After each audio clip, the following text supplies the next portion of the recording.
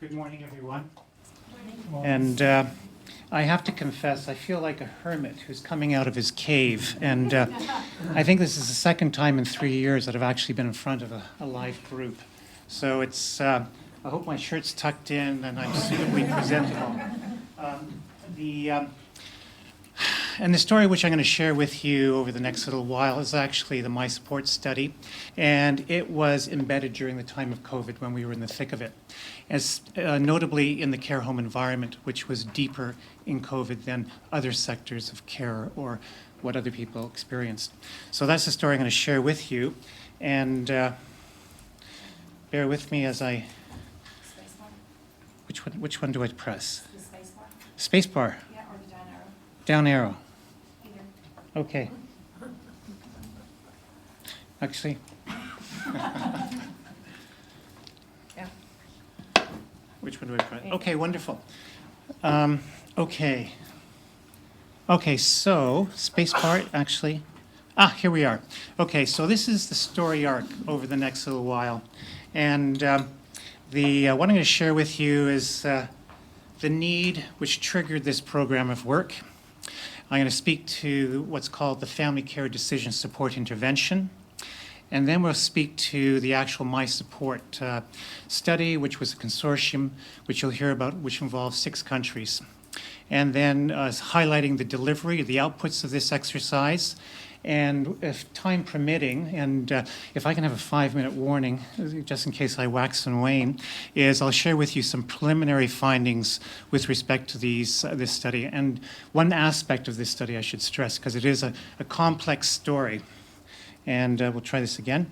So in terms of where we started from, I think we're actually missing a slide, but what we're talking about is that dementia has been identified, this is setting the stage, the leading cause of death within the UK. And the care at the end of life for someone living with dementia is typically in institutional settings. And it is accompanied with difficult, multiple complex symptom management issues. And there are frequent reports of both under and over treatment with this particular population. Family carers lack the knowledge and experience about end-of-life care to enable them to participate in decisions around care.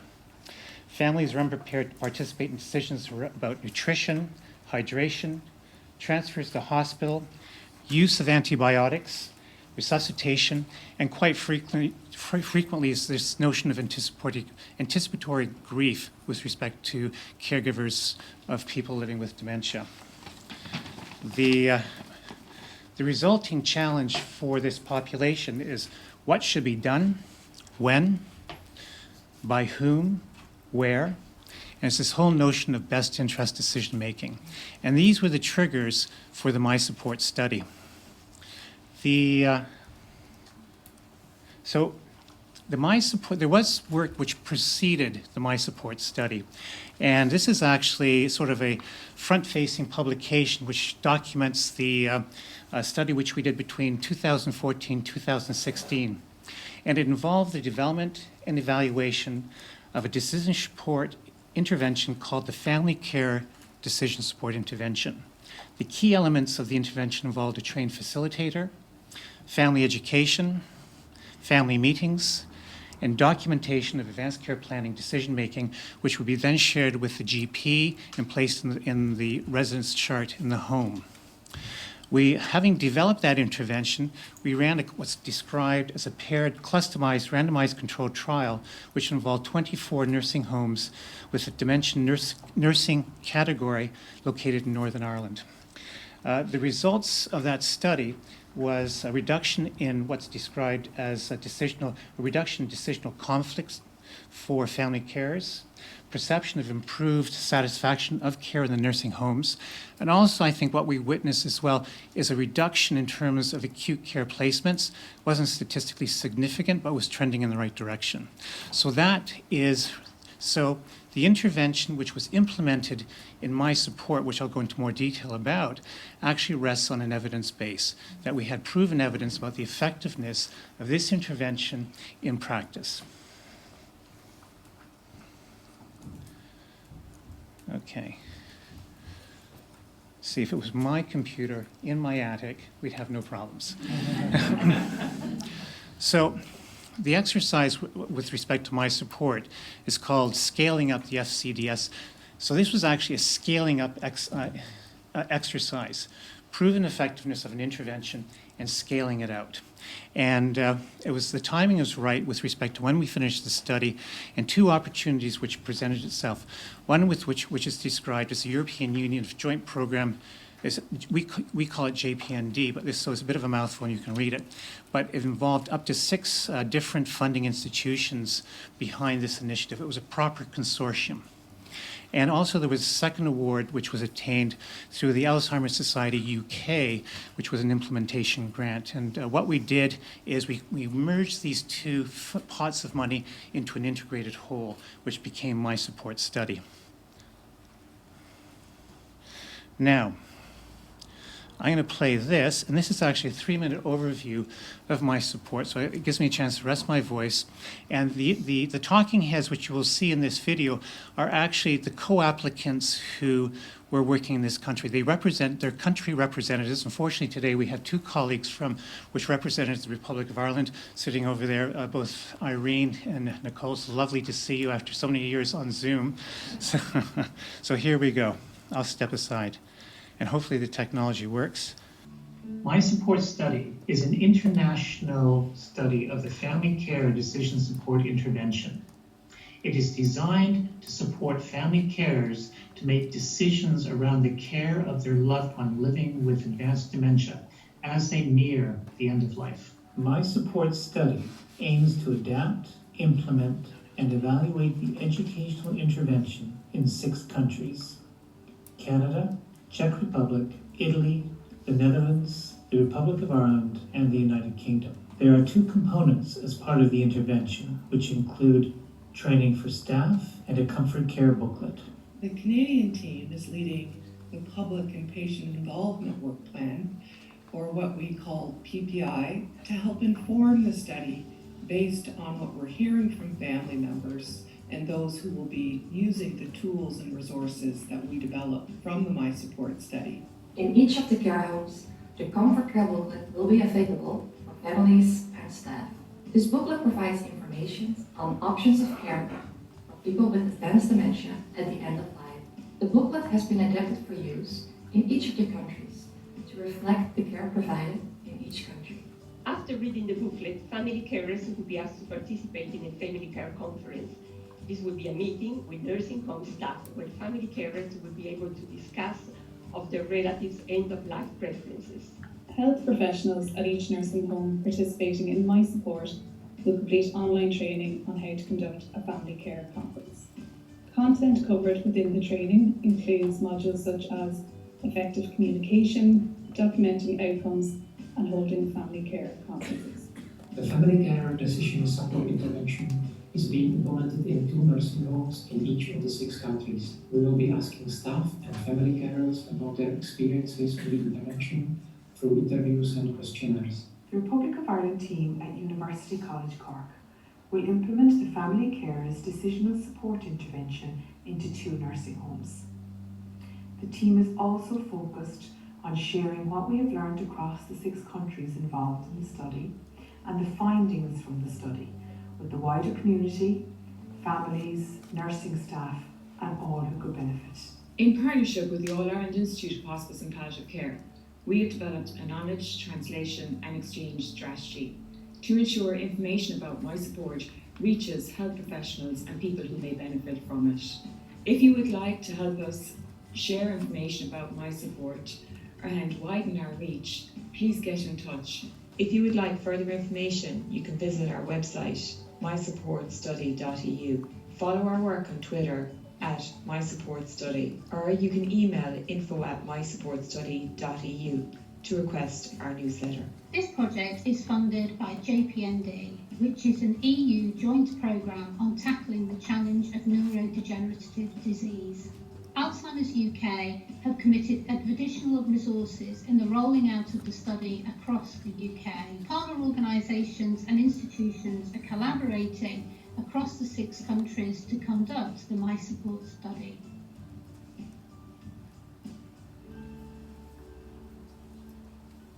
You know, it makes my heart feel warm whenever I watch that clip.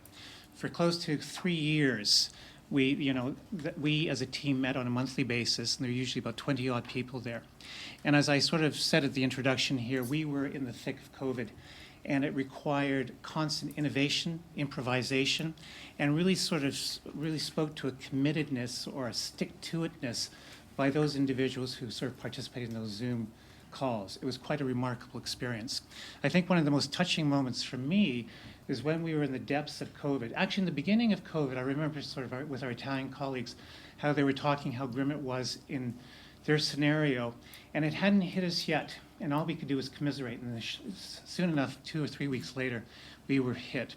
But in the darkest moments of the pandemic, there was one particular meeting which we had where the membership, 20-odd individuals from across those 6 countries came online, and we held a candle, do you remember that? And a flower, and it was such a moving experience. So, and I'm getting choked up just talking about it. But just to so moving forward, so when we talk about collaboration, there was a real commitment within that membership to see this thing through despite the challenges that we were experiencing. I'm sure that you all can sort of empathize from your own personal experiences as well. Having said that, let's take a look at the intervention. The family care decision support intervention, as you heard in the video, was described as 2 components, but I think it's a little more nuanced than that. And what we're describing here is 3 components. And one being sort of training of nursing staff who deliver the intervention, the delivery of a family care conference in a nursing home, and the presentation of the Comfort Care booklet. Those are the 3 components. And I'm just going to spend a few minutes within each particular piece. This one here actually speaks to the training aspect. And bear with me as I flip through my notes. So how the training was organized, originally it was all sort of face-to-face. And everything was going to be in person. We were going to go on site, train the nurses, et cetera, and so forth. And then, of course, COVID hit, and we had to improvise. And we sort of looked at going online. But the notion was that this intervention, what we would do is train what we described as internal facilitators, which these were nurses who worked within a nursing home. So the notion was, by increasing the capacity in the nursing home, was to actually train individuals within the nursing homes to deliver the intervention. And the notion behind this is that it originally was to provide on-site training, and then we had external facilitators who were nurses, typically in a hospice, hospital, or academic setting, who would support that individual, either in face-to-face training, but also in terms of mentorship. And we actually built in those first family conferences, the external facilitator would sit in those meetings. Of course, COVID changed all of that, and we had to improvise. And one way of improvisation was going online and digital. And so we sort of flipped, in a rapid sense, all the training material online, and which you heard in the 3-minute blurb. And this here, actually, we finally, just last week, have released, and it's freeware, the training package that we used in my support. And it's called the Comfort Care Guide. And it provides an overview in terms of sort of training around communication. How does a nurse have these conversations with family members? How to organize a family care conference, and documentation as well. So this has actually just been released for the general public, and I don't really know what the link is, but if you sort of come, if you give me your name, phone number, etc., I can provide it to you at a later point in time. This is the screen sheet. But to sort of also get around it, what we did is we dropped digital tablets within the nursing homes. So some nursing homes were sort of sophisticated and did have the technology, others didn't. So to sort of jump over that barrier, because the home is really locked down, as you all know. So we sort of put in tablets within the home so the nurses can access those online resources. We also had the notion that a lot of these conversations between family members and nurses were becoming online, social distancing protocols. So the idea was they do it over the phone or they do it by digital tablets. So part of the training around communication, we had a COVID version. How do you have these difficult conversations in a socially distanced context? So that was a new element which we had to improvise to accommodate the context of practice which we were in. And this here in terms of the action, this is just highlights, once again, the whole exercise was, as we say, I wouldn't say evidence-based, but evidence-informed. There's a big difference between the two. Evidence-informed speaks to the notion of the research, but also sort of practitioner wisdom, and also patient or public choice. So I would say this was an evidence-informed initiative. But this is an example of being how the Family Care Conference was evidence-informed in terms of how to, around constructing and implementing or deploying a Family Care Conference. And it was preparing, conducting, and so on. And this here is involved in that website, which I just described to you. This here is the Comfort Care booklet. And as you say, each country had their own versions, translated in their respective languages. There's a long history behind this Comfort Care booklet, and originally developed in Canada, but has sort of has an international reach. And this is the version which we used in the UK. And these are the various sections. Typically, prior to a family care conference, this booklet would be provided to the family carers. Also, we'd ask them to sort of write out what are the most pressing concerns they may have, or what they would like to talk about within the family care conference as well. Embedded within the Comfort Care booklet was what was called a question prompt list. Sometimes, as you know, when you go to your GP or you have a family member going to the GP, your mind goes blank. You don't know what to ask. And you have maybe 2 minutes to come up with those questions. So our colleagues in the Netherlands, Jenny van der Steen, developed this particular piece here in terms of what are the type of questions that a family member would like to ask. And this was embedded within the Comfort Care booklet. And this here are the type of questions that would be present in section 2 around decisions about end-of-life care. And of course, yeah, so, and there was a rigorous process in terms of developing those questions, vetting them, and so on. How are we doing? We okay? I'm good, thank you. Well, we're moving fairly quickly here. And so what I've just done is I've described to you the intervention in the context of practice. And as you can see, it's a fairly simple and straightforward innovation. It's not rocket science here. But what's key here is training individuals to, in terms of communication skills, to have these difficult conversations, how to organize a family care conference, and then and provide educational resources to support it. And most of these conversations, as you know, can be off the hoof. They can be 2 minutes. I remember one particular case where my mother was in a retirement home in Canada, and I had a conversation with the nurse, and it wasn't until after the fact that I realized, oh, geez, that was actually an advanced care planning conference. I didn't really realize it, you know. So these things can be ad hoc, and there can be a lot of variation in terms of how they're deployed, depending on the skill set of the provider, and also, I guess, really the skill set of the family member to sort of digest and have a meaningful conversation. And I think the emphasis here was to kind of raise the bar, both with respect to the provider who's organizing this, but also for the family members who are engaged in this process as well. So there's an equivalence in terms of having these conversations, you know, as opposed to my experience of walking out and say, geez, was that an advanced care planning conversation I was just in? So, having said that, there were a number of outputs with respect to this study, and one was to develop what was described as a knowledge exchange program, and a training program for junior researchers in dementia palliative care, which was led by our colleagues in Cork who are with us today. And if you can just bear with me, with respect to knowledge exchange, some of the activities behind that was the development of blogs, Twitter, videos, a website. We developed authorship guidelines, which is extremely important when you have a consortium of this nature, where you not only have the consortium members who sit around the table on a monthly basis, but behind them they'll have national collaborators as well.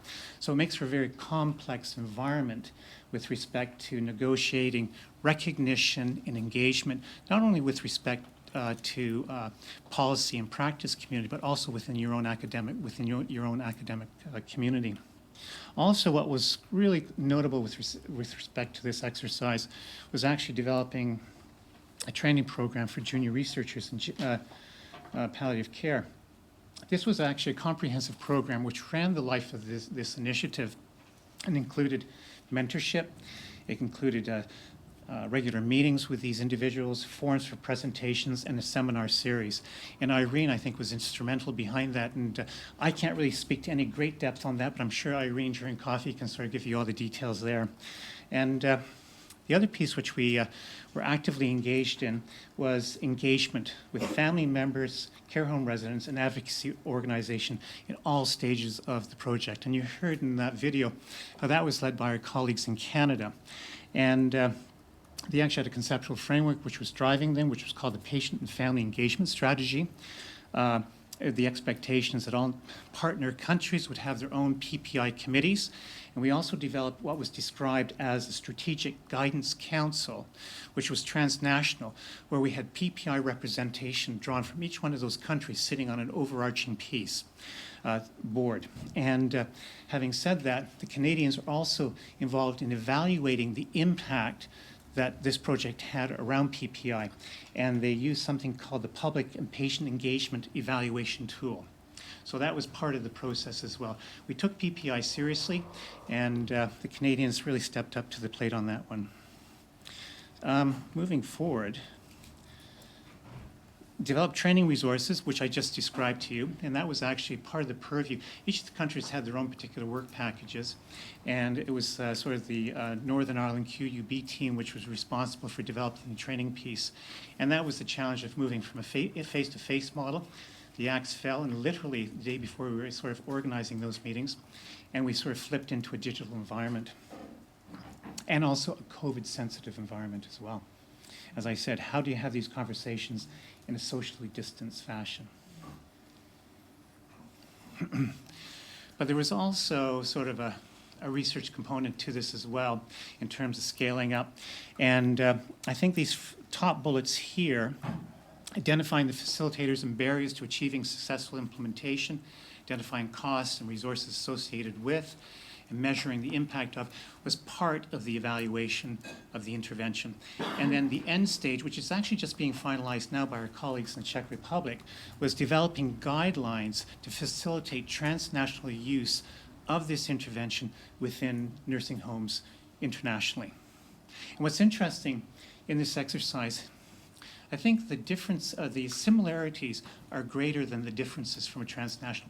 The challenge, and that's what's always sort of insightful when you do this transnational work, that the differences are not as substantive as the similarities. There's a lot there. Now, where are we? So speaking to the evaluation, what we did is we took on a case study approach, and as you heard in that video clip, the nursing home was the case.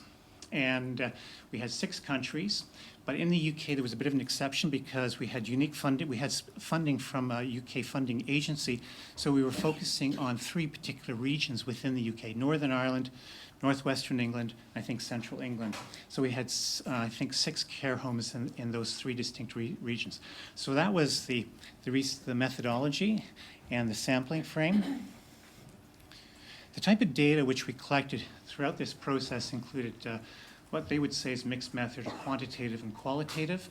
There were interviews with nursing home staff, the external facilitators who I described to you earlier, the family carers, the community health professionals. These were individuals who were not working in the home, but would have a relationship to the home and would offer some insight in terms of how they thought, what was the sticking power, what was sort of the necessary ingredients to make an innovation like this stick within a nursing home environment. Also, we sort of selected outcome measures, one being family care, one around decisional conflict, et cetera.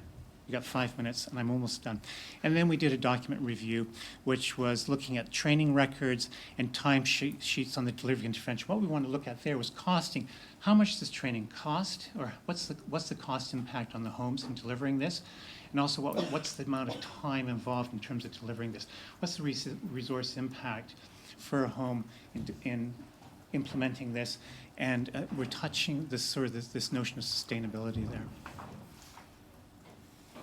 So I'm just going to highlight for the moment, and this is emergent material. In actual fact, I'm working on the paper now, and my colleagues are as ruthless in terms of their feedback as anything. So it's going through several iterations as we speak. But I felt that I had to I had to sort of ground this presentation on some evidence, and so this is preliminary, emergent, let's call it that. But it's resting on observations based on 17 homes transnationally, 134 interviews with family carers, 34 nursing home managers, 77 internal facilitators. I think on average we have about 3 facilitators per home. External facilitators, nursing home staff. Nursing home staff, these were individuals who were not directly involved in delivering the intervention, but were just part of the landscape of providing care in that home. And as I said earlier, community health providers. What did we find? Well, a lot of detail here in terms of theoretical propositions around case study research. We won't go into that. 5 key themes. At this level, in this presentation, they sound more like motherhood statements, but let's rest our hat on that for the moment. And so what are the key ingredients in terms of implementing introducing innovation within a care home environment, such as family care decision support? One is trust and supportive relationships. This is actually between staff and providers, or patients, or residents, I should say, and their family carers. Building capacity and communication, shared decision-making, the importance of training. My time's running out. This is such a banal statement. It's the impact of COVID-19 restrictions, but we all know it's so much more than that. And there's a deeper story behind this slide. Organizational culture, the importance of a learning environment within the organization, that they were embracing change, they were early adopters, if you will. And of course, this notion of resource implications on the nursing home. What impact this had on the home, how nimble were they in terms of integrating it in their regular processes of care. So those are some of the emerging themes in terms of identifying the necessary ingredients of implementation in the care home environment. I'm going to stress again, it's emergent, it's high level, but it gives you a sense of the direction of travel we are in terms of telling this story.